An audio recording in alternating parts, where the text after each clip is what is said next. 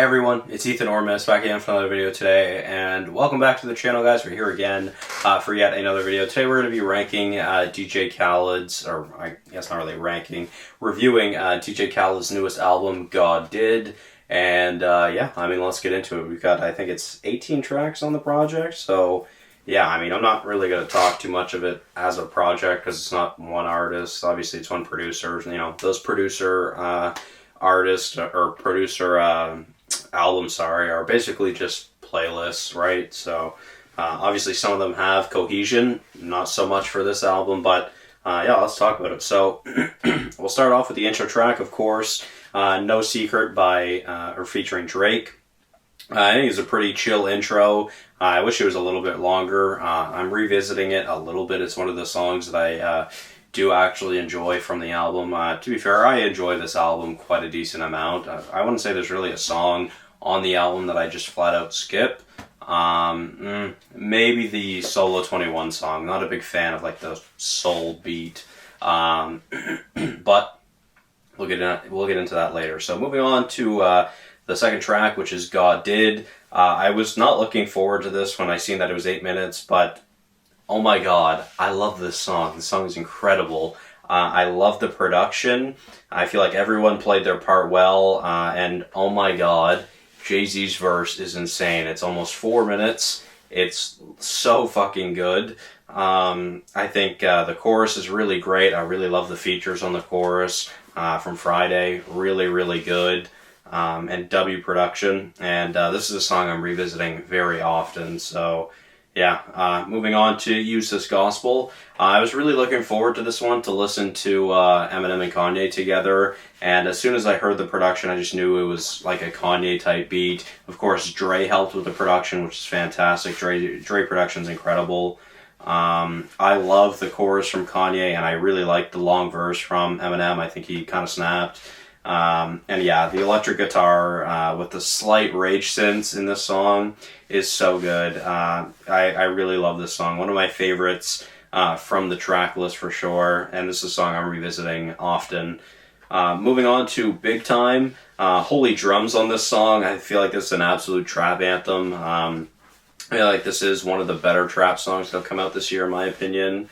I wish Future kept the fast delivery and rapping that he did at the very start of the song, like the first 5 seconds, but it's still really good. I'm a big fan of the verses and the chorus on this song as well, and really good production that I'm a big fan of.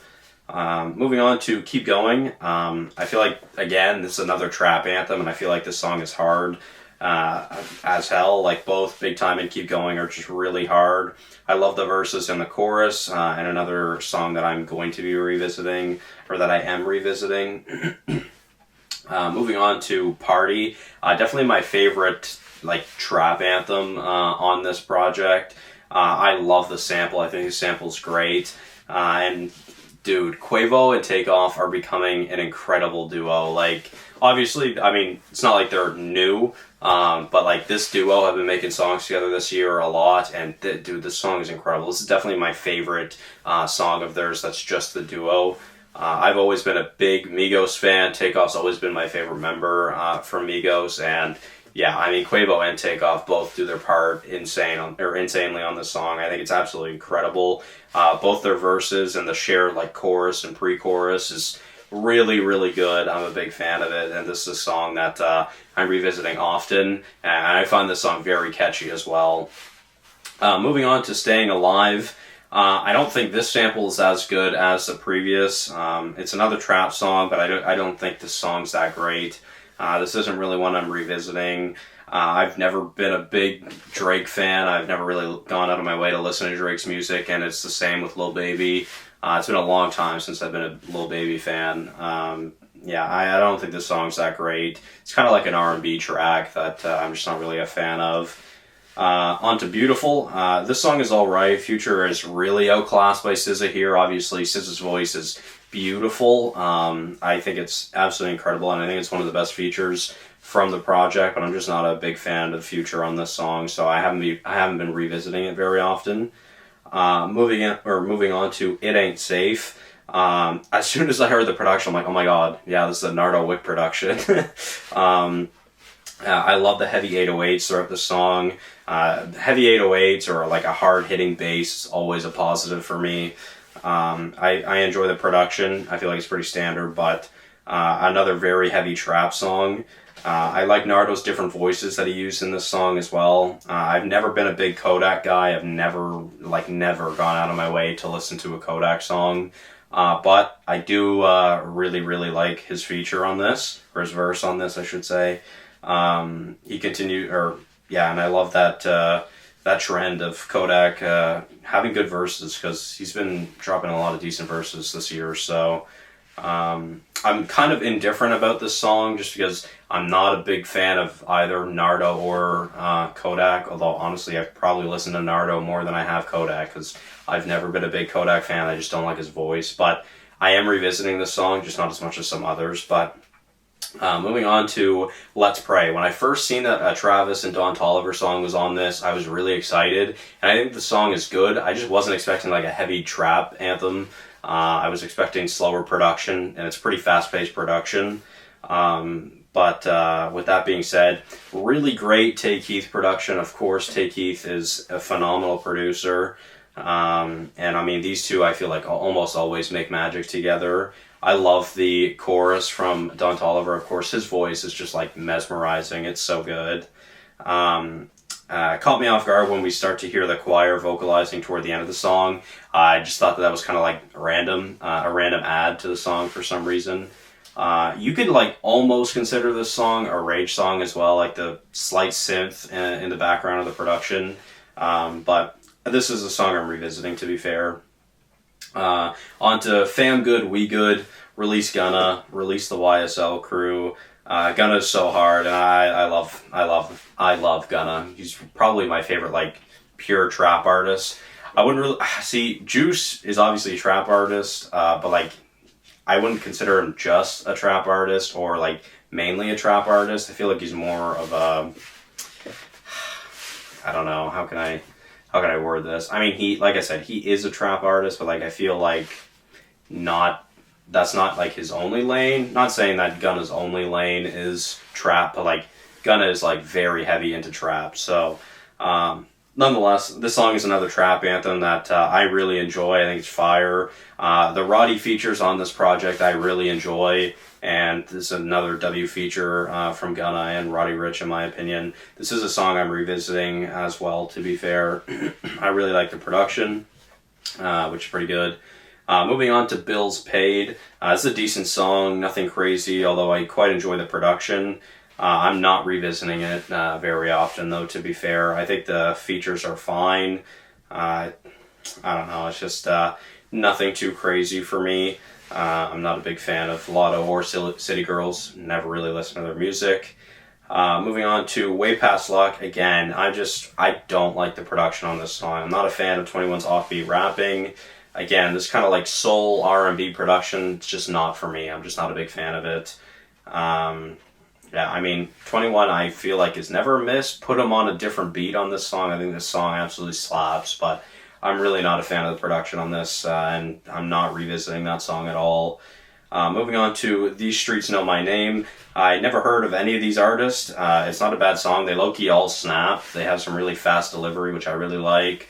But this isn't really a song I'm revisiting, and I don't understand Spanish, so, you know. I mean, obviously, I feel like most people that are listening to, like, Spanish hip-hop, if you don't understand hip-hop, you're just kind of, like, bobbing your head, you know? It's nothing too crazy, but a decent song. Nonetheless, we move on to Juice WRLD did an unreleased Grail that I'm very happy was released. Of course, this song is incredible. This is one of my favorite unreleased Juice songs that I found this year. Yeah, I'm really glad that this was released. I really like the story behind it as well. I don't know if you guys had seen it, but DJ Khaled actually got a message from Lil Bibby asking or saying that he was listening, or that he was making a new album that he's seen, and Lil Bibby actually just sent this MP3 file of, the song was called DJ Khaled, of that song, and sent it to DJ Khaled, and DJ Khaled listened to it, and he was like, man, it literally felt like Juice was in my studio making this, and of course, the entire song is just Juice talking about DJ Khaled, which, great. I love the production on excuse me, I love the production on this song.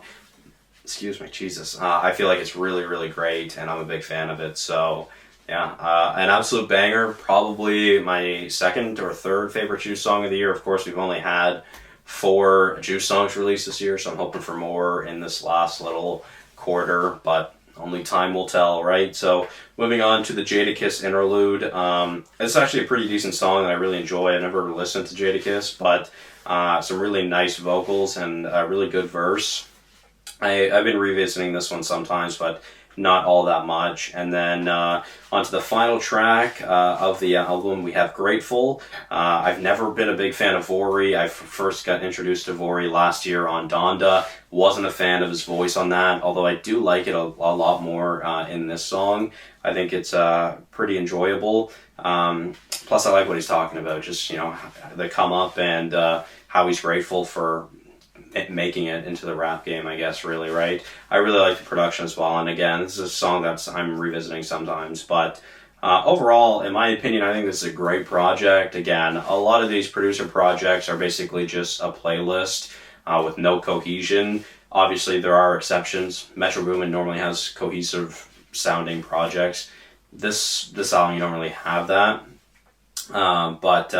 Yeah, I really enjoyed pretty much every feature on this. There's not really a song that I would just flat out skip, except for Way Past Luck. It's definitely my least favorite song on the project. But yeah, honestly, shout out to DJ Khaled. This is a good project in my opinion, and definitely one that I'm revisiting often since it first came out. It's been about a week and a half now, I think. So yeah, I mean, let me know if you guys listen to it. Let me know your thoughts on the project. I'm intrigued to know. But yeah, thank you all so much for watching. Hopefully you did enjoy, and I will see you guys in the next one. Bye-bye.